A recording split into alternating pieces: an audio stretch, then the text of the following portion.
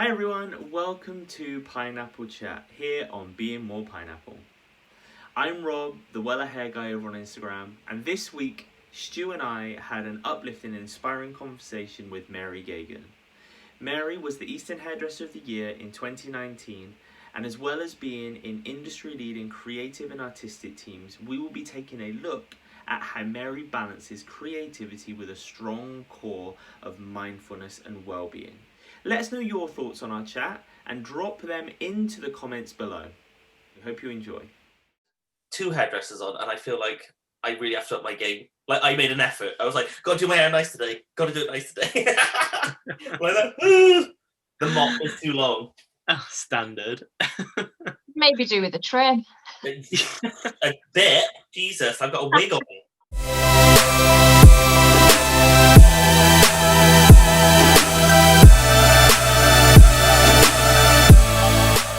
So, welcome to this episode of Being More Pineapple with myself, Rob, the Weller Hair Guy, and this guy. His brother Stu. I haven't got a funky name yet. We've had this in past episodes. I will come up with one soon. Soon it will happen. Today's guest, we are welcoming the ever fabulous Mary from up in Nottingham, actually. But she is a hairdresser that works for the KH Hair Group, the sound in Nottingham. But without being able to steal her thunder, Mary, as lots of our guests, lots of our followers now know, I'm a hairdresser, I know you, but not many people outside of hairdressing will know who you are. So can you please introduce yourself? Hello, thank you so much, Rob, for having me, Rob and Stuart. Yeah, so I feel like that was my intro. Mary G, been hairdressing for around 15 years, literally straight from school, went into it. And yeah, I've been with KH Hair in Nottingham for, I want to say 5 years this year. So around 2016, I think I started with them. So yeah. There we go. So Mary, I've had chats with Mary before, and we've worked together on a few little projects with work. So with Weller and KH in collaboration with doing photo shoots and things like that. So we've had lots of different conversations in the past, and I've been into the salon and training with them, but I found it to be really, really informative and insightful, some of the other things outside of hairdressing that Mary really has a big interest and passion for. And I think it's, again, another one of those journeys and one of those stories which is going to be fantastic for the Being More Pineapple community. So to start us off with, you've just said you started off straight from school going into hairdressing. What was it about hairdressing that made you go, this is what I'm going to do? I feel like there's two different types of people in the world. Predominantly, you get the academics and you get the creatives. And I feel like I wasn't, not academic. Like, I still got good grades, but I was more into the creative side of things. Yeah. So I was always into doing dancing and like arts and textiles, and hair was just one of those things that was just like second nature to me. Yeah, even as a child, like there's videos of me like brushing my mum's hair at like 2 years old, like, all better now. Like, what are you doing? What child does that? Yeah. So I feel like, yeah, it was always in me. I was always doing my own hair, like messing around doing plaits and braids. And then when I was at secondary school, I would be doing my friend's hair. And yeah, it kind of just felt like I could have gone into many different things, but for me, the natural thing to do was hairdressing. I'll say I'm an introvert as well, which a lot of people won't think that of me. But yeah, as a child, I was like so shy, wouldn't talk to anyone. Like I would like listen and just be the quiet one on the sidelines. But I feel like that actually put me in good stead, because it meant that when I did like go into my apprenticeship and did my training, I actually paid attention and I listened and I looked at body language, and I feel like that's really helped me grow as a person. So yeah, I think that sort of sums it up really. Natural sort of progression, really, isn't it? It's Yeah. actually quite knitted into your fabric, as it were. And I think, Stu, you start to see a theme here. Us hairdressers, we seem to do it from a very young age, unknowingly. Unknowingly, the progression from own hair, family hair, friend hair, hairdresser. That's the timeline I'm getting. So anyone's hair that you can get your hands on. That's it, you're done. It happens. Definitely. So Mary's had quite a fantastic career. You said she started at KH about 5 years ago, but even within that time, a couple of years ago, she really did an amazing job and was really fortunate enough to get Eastern Hairdresser of the Year from the British Hairdressing Awards. So I think jumping straight into a little bit about this, but also wanting to tap into the other side of you and your personality, which is the sort of spiritual side of it. How do you tend to balance this overwhelming sort of creative side of the industry that we're in, and being able to win something like British Hairdressing, and then being able to balance that spirituality that you have, which clearly keeps you very grounded? Yeah, it's hard. It is really, really hard. It's something that you have to try and do, or I try and do, like on a daily basis. I feel like if I don't, then when I go to these competitions and do these awards and things like that, it can get on top of you. Like, you end up in this heightened adrenaline state, that you actually don't realize that you're on that level. And then you get like a huge come down from it, which can actually be more damaging. So I find, like, I use breath work a lot. Like, that helps me to just sort of refocus and stops any like anxiety sort of building up. And then I try and like reflect. So like, definitely in the past year, I would say I've been doing a lot more journaling. So every day I'll write down what time I'm doing the journaling, and I will just reflect on that day. So obviously through lockdown, it's been very different, but any challenges that might come up within that day, whether it's been I've gone down to London, or I've like experienced this competition, or I've done that, like, I just kind of process what my thoughts and feelings were for that day, and it's just not having any judgment on what those feelings were that came up, like whether it was good or bad. Because you don't always get a win. That's the thing. Like, you see the successes, but there's a lot of time and energy that goes into a lot of other competitions and awards where you don't get the success, and trying to process that as well, it's hard. But yeah, just taking time to reflect and be like, that's okay, tomorrow's a new day, and then just starting afresh again. Do you think that sort of journey into sort of that spiritual side, that understanding of yourself, is that more of a recent thing as you've got older, or is this something you've known for the longest time? Because from my experience, as I've got older, with sort of my mental health and my way of like you do, reflection and learning from experiences, as I've got older, it's settled. I found myself settling a bit better. Yeah, definitely. I do think when you're younger, it's kind of easy to be just sucked up in the societal way of doing things, and as you get older, you're like, actually, that isn't working for me. Like, going out and drinking and having late nights, like, that just doesn't suit my body. Like, I love going and having a dance, but a lot of people that know me, like, I'll go out and have a night out, I'll be stone cold sober. Like, I can be like completely alcohol free, but I look like I could be as drunk as anything, because I'm just having the time of my life. Oh my god, I've got a couple of friends who I did VMing with in Marks and Spencer's, and the three of them, we would do exactly that. We wouldn't say, let's go out drinking. Let's say, let's go out dancing down Cardiff. And we'd be getting up on the dance floor, stone cold sober. And we'd walk away and just be like, that was good.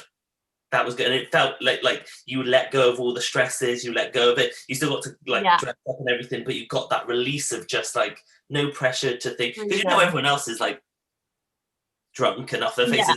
You can just still have a bit of fun, can't you? Yeah, absolutely.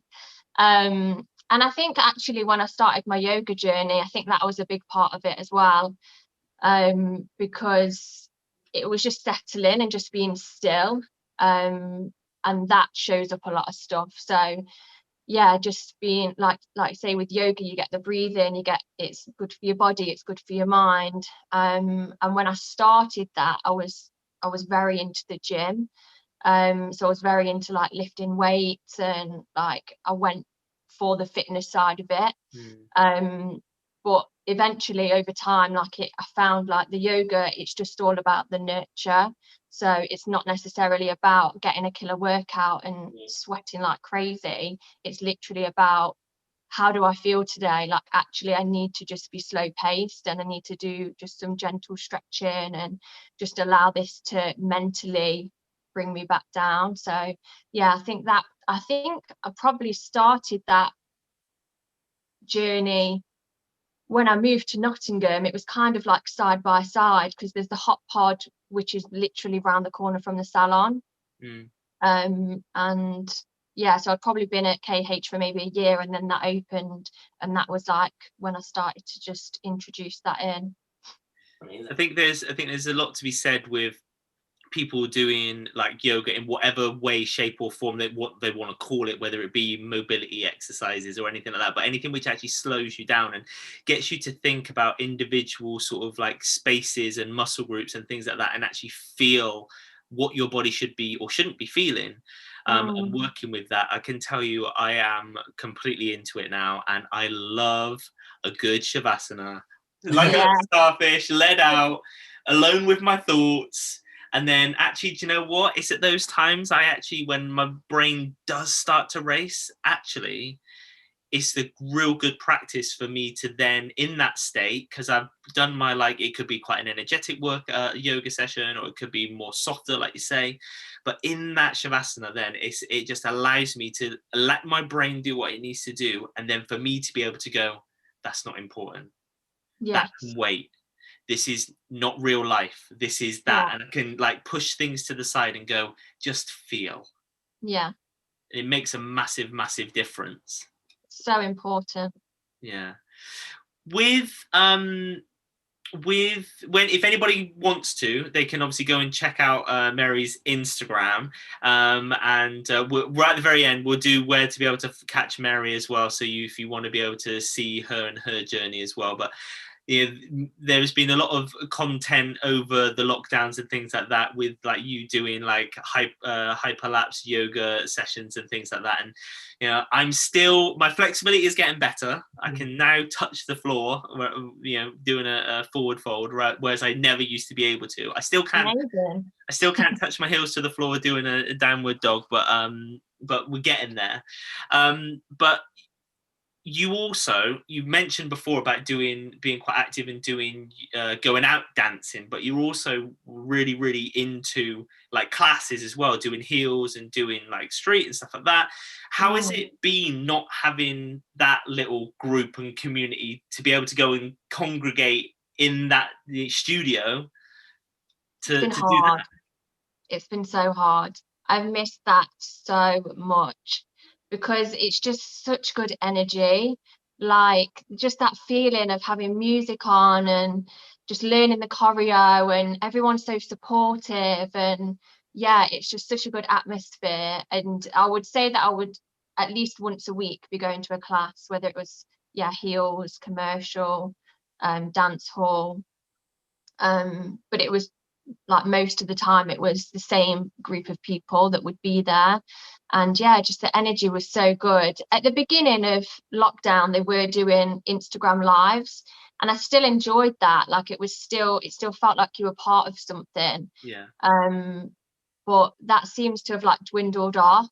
So now I'm absolutely craving to get back to a dance class. I think it's difficult, especially like when it is something so immersive, when you're doing a dance class and you've got everyone's energy and everything. I think that never translates through a screen, because like I coach CrossFit, shameless plug, and we've been doing Zoom classes, and as much as this, you can get everyone going, and it's not the same as when you're physically with them and the music's blasting and you can walk up to someone and say, have that eye contact and that energy passing between you two, to then that when they walk away, they're off on a high and you're off on a high, because you're just like, whoa, that was buzzing. So I can relate completely to that feeling of just a bit like, Yeah. okay.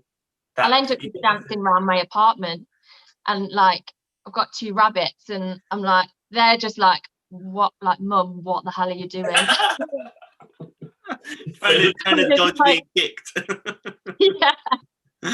Like they'll go hide in a corner, like, leave her to it. until they get to they have their funny 5 minutes, and all of a sudden it looks like they're jumping at a shadow. Yeah. I love that when you posted that one. It's like he's at it again, and he's like, whoop, up in the air. Randomly like leaps in the air. I'm like, wow. Yeah. Like, go on. Like, yes, get it.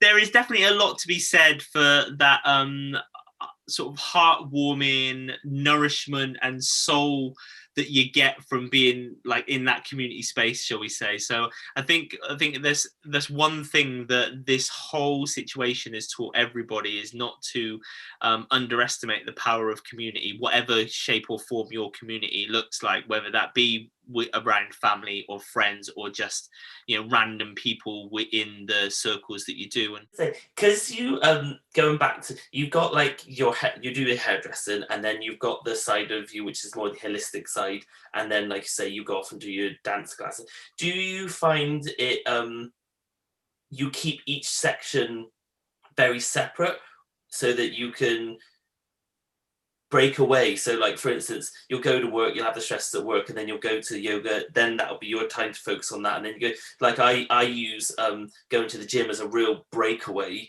from everything, so I can pretend, mainly not even pretend, you just sort of let it go. Do you find it, you do compartmentalize everything, or do you try and keep it all? I think I do, to be fair, because I think if I didn't, like, especially when you're based in a salon, like I tend to like take on a lot of what my clients are going through as well. So it's not always necessarily about me and how I felt that day. It can be sometimes what someone else is going through and what they've shared with me. So I try and leave work at work, and then when I go to a yoga class, like I say, it allows me to just be like, right, this is me time. This is where I need to focus on what my body needs. And then like with the dancing, music's on most of the time, or you're learning choreo, so you know you've not really got time to think about anything else. You have to, but that's sometimes as well, if I've had a really, really bad day at work, like it's been crazy stressful, or I've not had a break or whatever, sometimes I won't make it to the dance class because it's like I've literally got zero to give. I've been on my feet all day, I've not had a break, I've not had food, like I physically can't go and put any more energy out to anyone else. So it's kind of just recognizing that, you know, this is an amazing thing for me, but on which day does that suit? So I think actually having them as separate things does work. It's having that knowledge and power to be able to know when self-care is needed, rather than just going, well, I've committed to it, like this is what I do, this is who I am. It's like, but you are you, and knowing that you can just go, do you know what, I am done. And it's not a negative, it's just I need to just chill and have my own space. I need to eat and sleep. That's it. Oh, life of a hairdresser. So you your journey is being ever evolving, and I've noticed and tuned into a few of your live chats that you've been doing.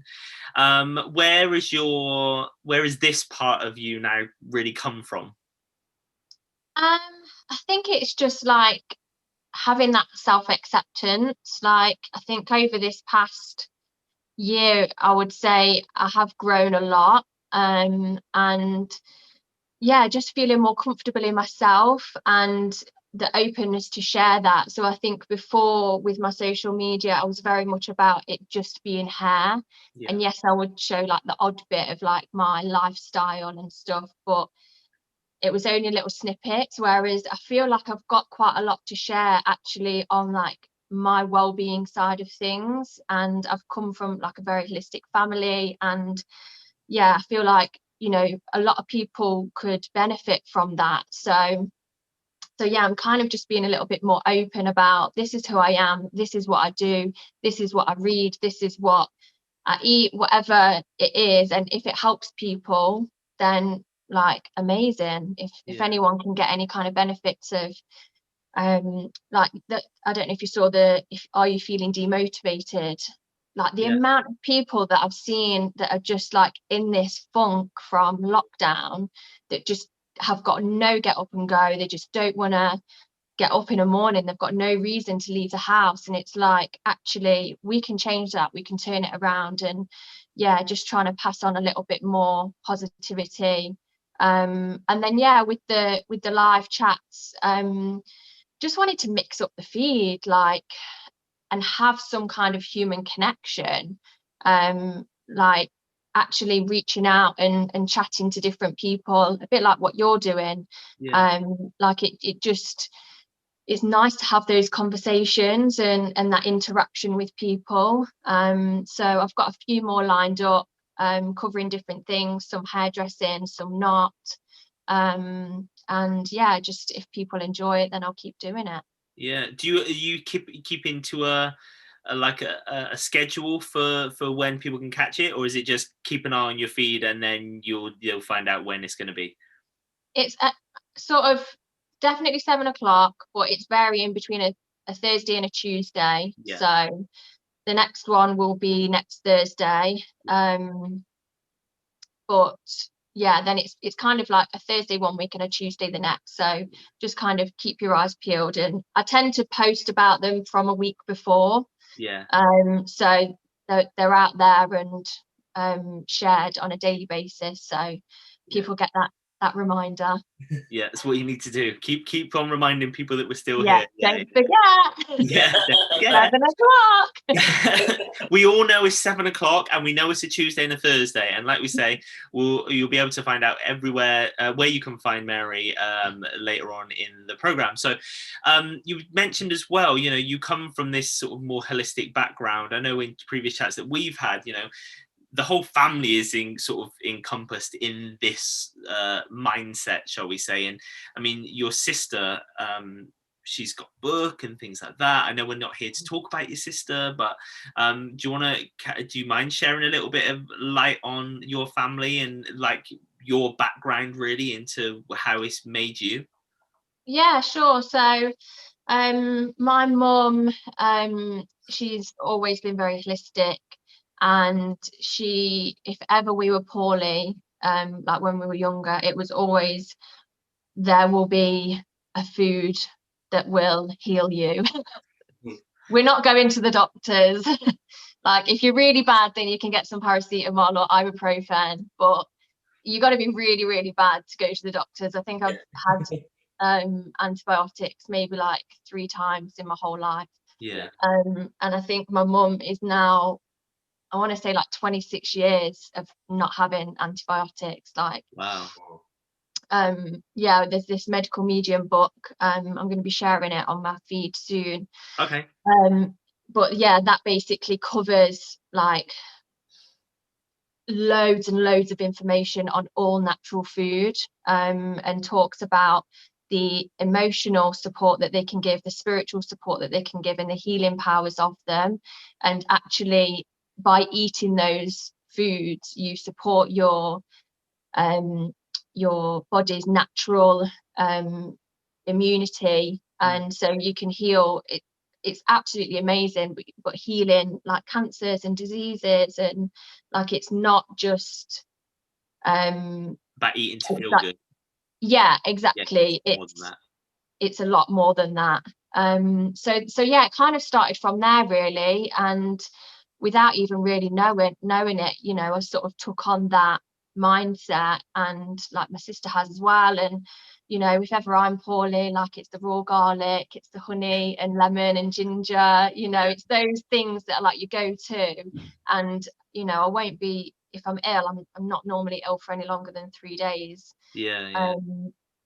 So yeah, it works for us. And yeah, my sister, she's put a book together, so it's like the A to Z guide to become a better you. And it's not about like what you look like in your appearance, it's about what you can physically feel and do that is better for your well-being. So it covers like meditation,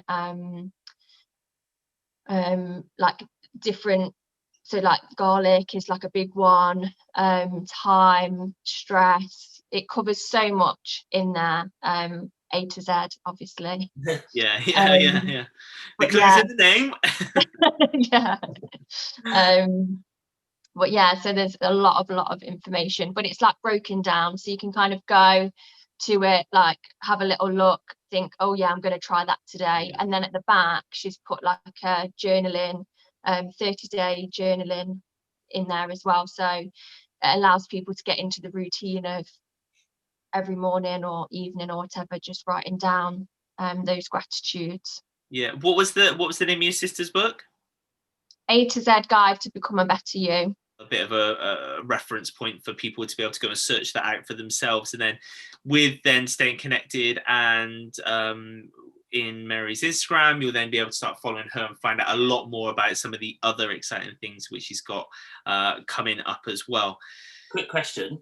I know this is a bit of like it could be deemed as, what would you say to someone who is slightly skeptical, that they're so ingrained into the medicine side of it and they're this, that and the other, if they're skeptical of going down that road of being like, because you know, I know this sounds, there's that thing of the holistic, there's that air and that stigma about holistic care and health, which actually, if you put the right things in your body, like as being a coach, I've learned that if you feed your body right, you'll get the right things out of it. What would you say to like a skeptic who's like, oh, come on, this is all... I'd just be like, try it. Like, you've got nothing to lose.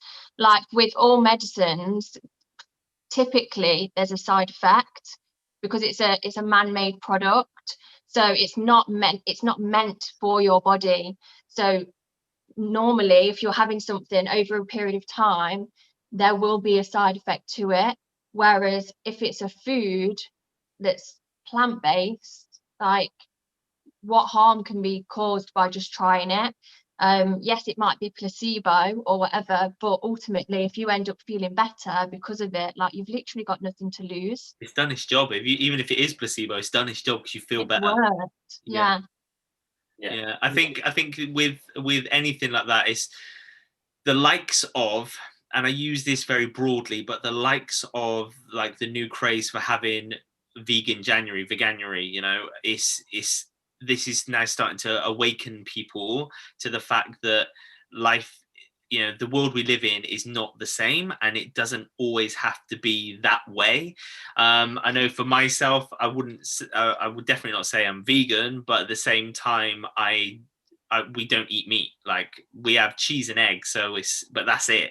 Because at the minute we're still very much looking at the alternatives around those, but those we can always then guarantee as being our source of protein, and then that little bit of dairy. But other than that, we don't have any, like, me and my wife, the kids will still have everything unless they tell us otherwise. But we've like don't have any. We have dairy-free milks. We have like literally 90% of what we have is a vegan. But you know, at the end of the day, if my body says, you know what, you just need a big fat Five Guys, then I'm gonna go and eat it. Like, I'm not that ingrained, but it's just you don't need to label it. But it's just recognizing that diet works for your body. And if, like you say, one day you feel like you are craving, for whatever reason, some kind of meat product, then you'll give yourself that. And it's like, I I still have supplements. Like, I think everyone actually does still need supplements, no matter what your diet is. And just doing research around what they are and what is right for your body. I've changed mine actually since being in lockdown. I've been consistent with my vitamin D3, which I think was a big one in my moods. Actually, I think I was feeling quite low from not having enough vitamin D, especially through the winter. And then a couple of other ones, and then taking a good quality protein as well. I think what the difficult thing is there's such a people are so ingrained in the way of like the medicine side, and they've got that stigma against holistic. They're afraid to break down their belief system, because then they'll be afraid that they're wrong, or that they're what they believed in for so long. Why have I been believing it? And I think people have got that fear that when they hear about holistic or other medicines or other ways of doing things, there's that real like, oh, and I think that's across the board. Most people, if you're afraid of something, you push it away. So I think having more people who are turning around and being like realistic, okay, come on, just do what's best for you, but just give it a go. Yeah. I think you doing that is like just the start for a lot of people. Definitely.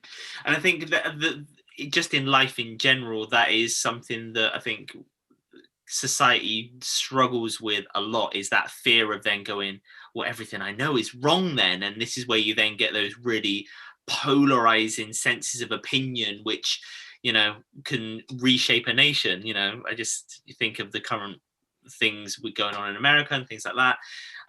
You know, there's lots even in this country, you know, around any sort of subject, Brexit, or should Boris be the prime minister, or do you know what I mean? There's just so much, but it comes from then well, if that's not right, then what else isn't right? And I should know, and and it's like, don't be so righteous about it. Just like go with it, like explore the avenues and see what works for what you feel is your belief, or your, you know, how you feel. And this is something that me and Stu have talked about quite a lot putting this project together, is that we want this to be like a space in the community for people to be able to, even if you are skeptical and you still think that, you know, it should still be President Trump, well, fair play to you. But if that's what you want to believe, at least you're being open-minded enough to be able to come and listen to other people's opinions and just take it in. Like, that's with the space that we want to be in, open, safe, and everybody's allowed their opinion.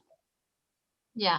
Just being allowed to have a conversation and know that you may not believe the same things as me, but we can have that conversation. And I think that's a lot of things which needs to be like said. And the thing is, like, I'm not closed-minded about what anyone else has to say to me on any subject matter either. You know, I'm always willing to listen and learn and grow. And you've got to just be flexible to adapt and try different things. And like you say, if something works, it works. No two people are the same. So yeah, you've got to go with what feels good for you.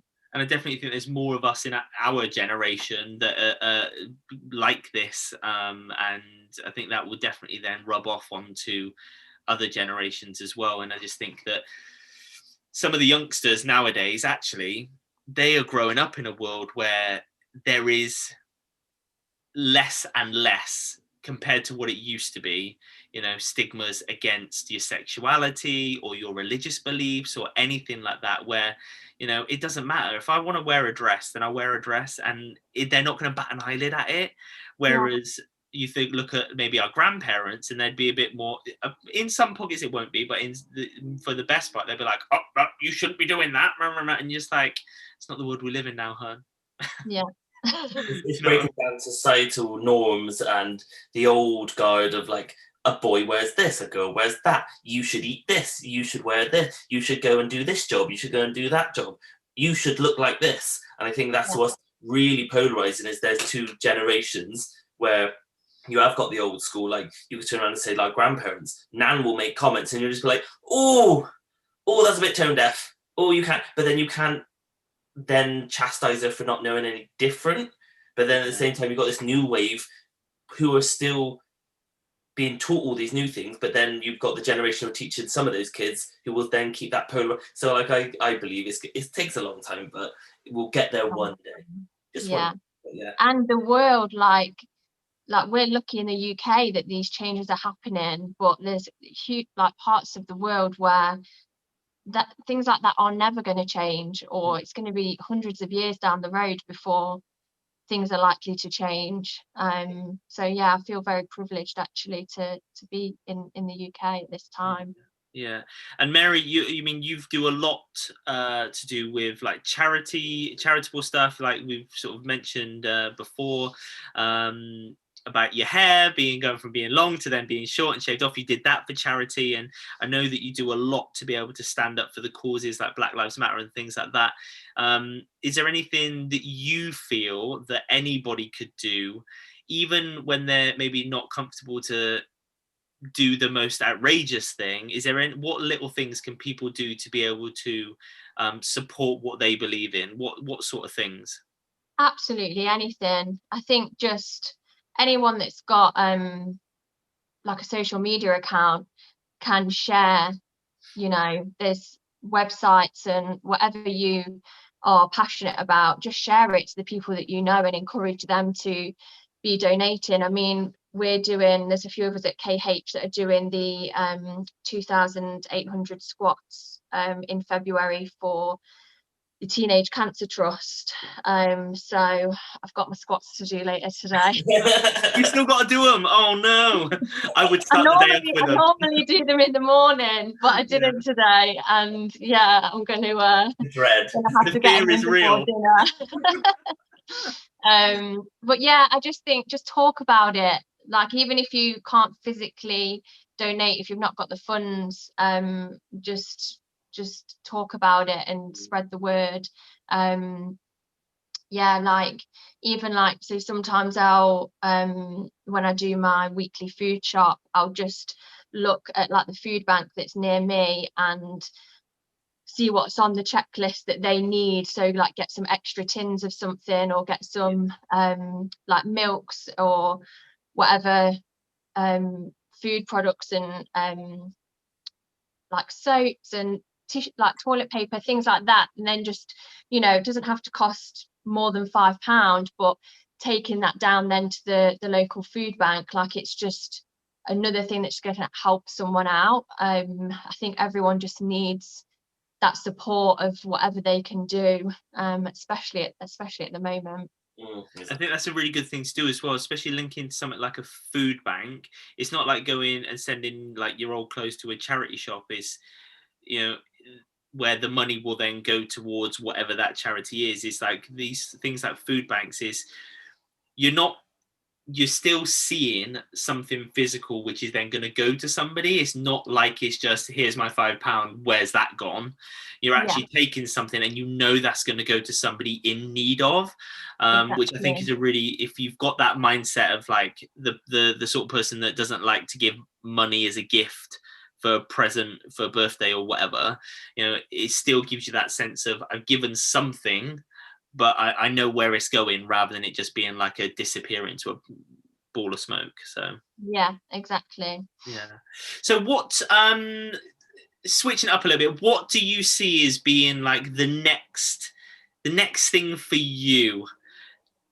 What is going to be the next step for you? Are you at liberty to share, or are you going to keep this under your cloak until you launch whatever it might be? Yeah, I think smile came right up. Something here. Oh, you don't have to tell us anything you don't want to. You've got projects on projects. No, I feel like now has been a perfect time to just continue like educating myself. Yeah.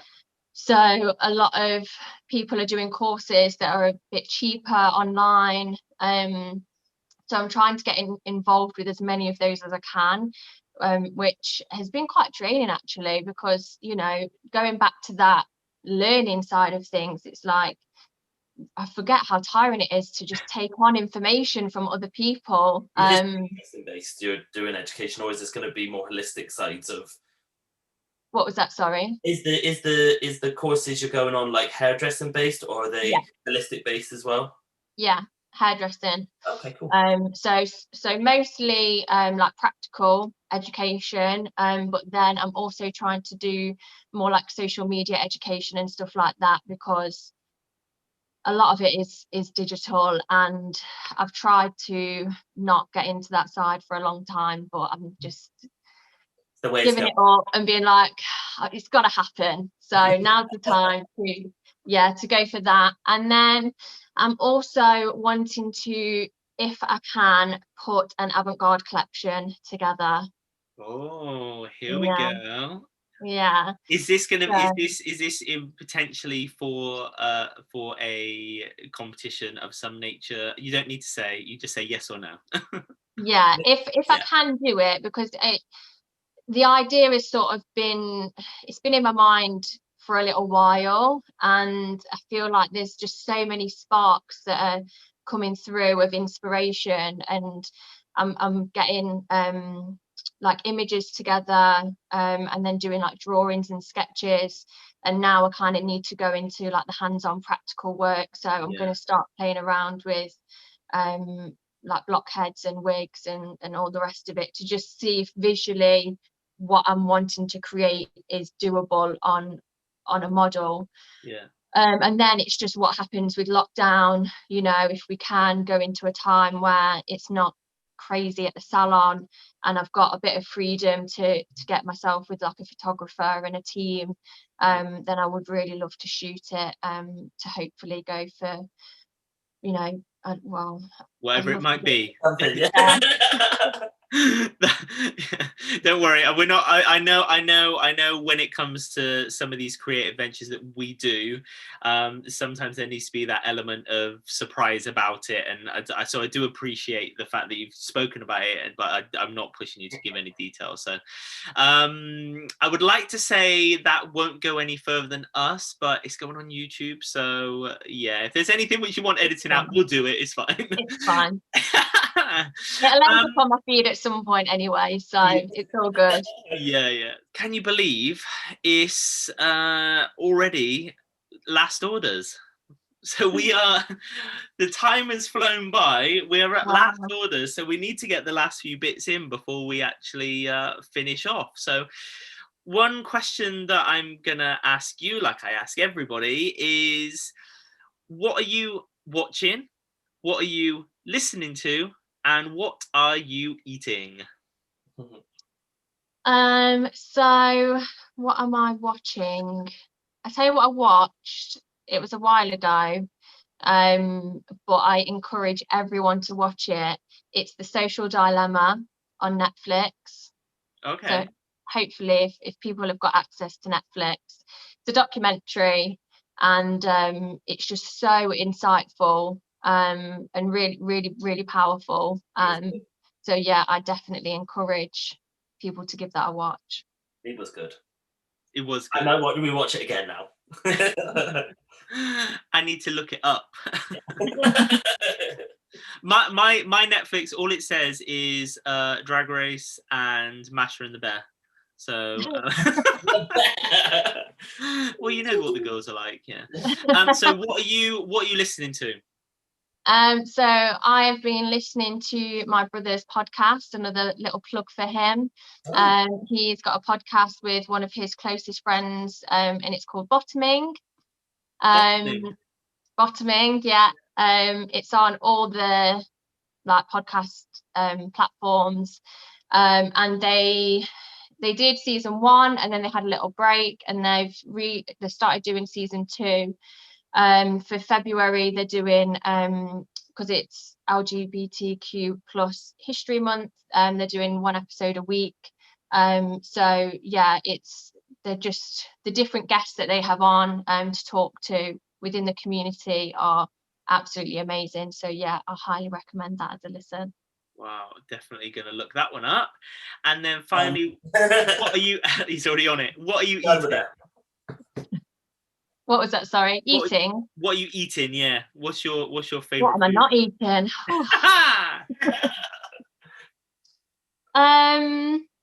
Yeah, what am I not eating? No, I feel like I'm being good most of the time. I'm trying to go down more herbal teas, Okay. because like especially through the winter, you just want a hot drink all the time, and it's so easy to just be like, I'm gonna have another cup of tea, or I'm gonna have a coffee, I'm gonna have another cup of tea. Yeah. And it's like all that caffeine, it just is not good. So yeah, I feel like more drinking rather than eating. I try and stick to like my 3 main meals, and I try and not snack in between, because I also think that is not good.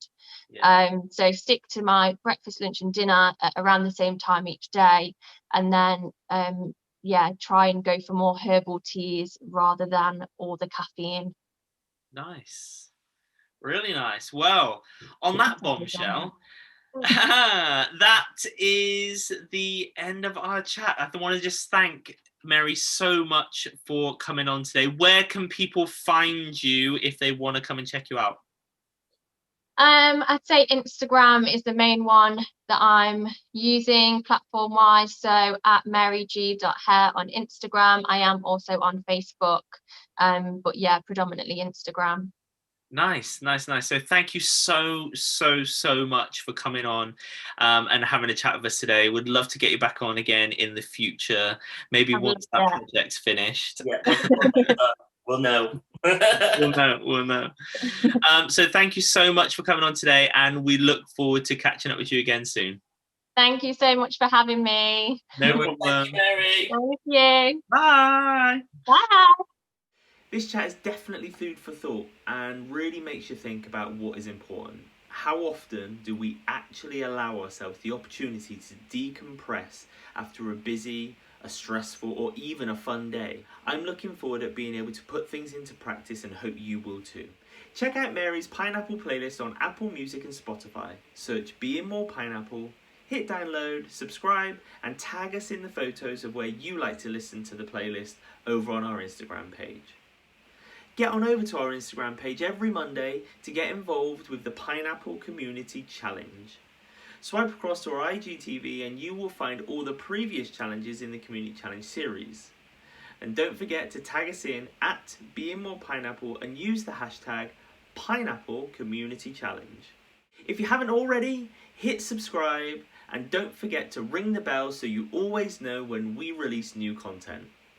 Please like, comment and share so we can spread more joy and creativity, inspiration and motivation throughout the world.